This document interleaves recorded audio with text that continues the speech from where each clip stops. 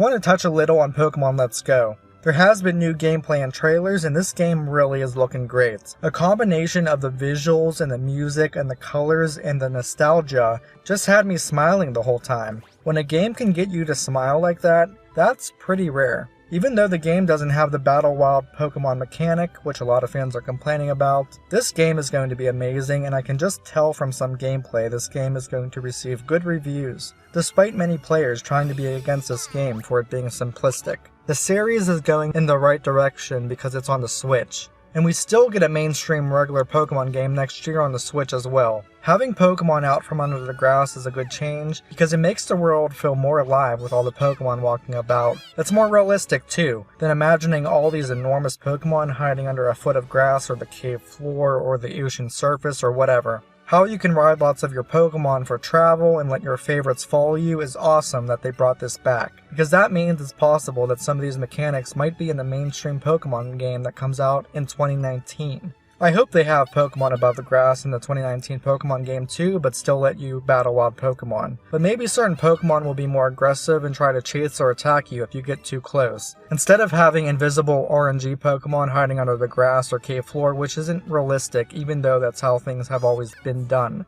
The argument is that how this game is designed to be easier for younger players, and yes, Pokemon games have been a bit easier and less grindy as of late, which I'm not against, because if you guys go back and play the original Pokemon Yellow, it's a pretty grindy game to get all your Pokemon leveled up. Everybody wants to experience their game in different ways, and if a player wants to experience their game differently, I don't think it's fair to criticize them of how they want to play their game. Now, if the game makes you play a certain way, you really don't have a choice. Getting past the grinding all your Pokemon to level up and getting to the fun part of battling trainers quickly sounds fun to me. And guess what? The target audience of this game is toward more casual and younger players, and the game is more designed around fun rather than being super competitive. The game that comes out where the target audience is for more hardcore and older players and those who like to compete comes out in 2019. And I'm pretty certain that the sales and reviews of Pokemon Let's Go are going to show that this is going to be a pretty popular game. I'm pretty excited to transfer Alolan Pokemon and some shinies from Pokemon Go into the game. I wonder if I can get my shiny sunglasses Blastoise into this game. To see that Blastoise in game or following me around would be pretty awesome. I noticed that you're getting all these good, fun, or favorite Pokemon early on in the game, like Pikachu, Eevee. Think how easy it will be to catch a Pokemon for it to level up and get Butterfree just like that. Other Pokemon like Psyduck and Abra, starters like Bulbasaur, Charmander, or Squirtle. People need to keep in mind that yes, a company has to please its audience, but guess what? They technically can do whatever they want. And what they're doing is actually good for the series. And you guys got to keep in mind that some of these people, especially certain YouTubers, decide their opinions based on what gets them more views or attention, or just because most of the crowd is saying this game sucks, and they won't get it just to join in. So in short, what I'd like to see carried over from this game to the main Pokemon games is having Pokemon in the overworld, Pokemon following you, the better animations, keeping HMs gone, the in-game details, the better music and graphics, which is going to happen anyway since it's on the Switch.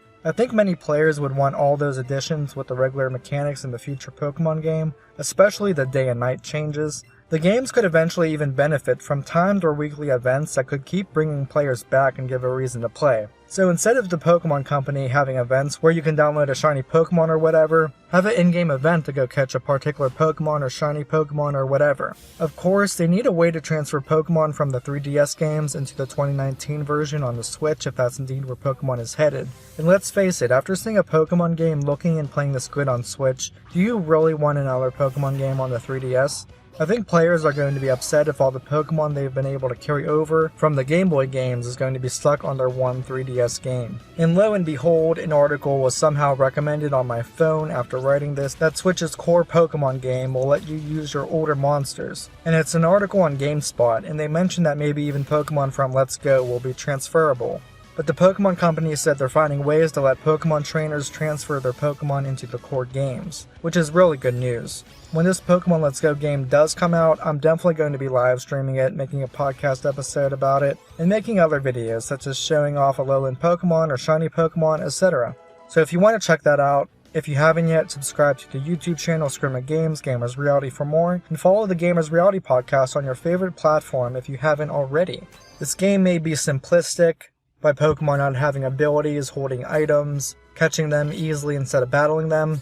But hey, it's going to be a fun Pokemon game, and the hardcore Pokemon fans still get their mainstream Pokemon game in 2019. Well, that's going to be it for this episode. Thank you guys for being here with me and listening, and I'll talk to you next time. Peace.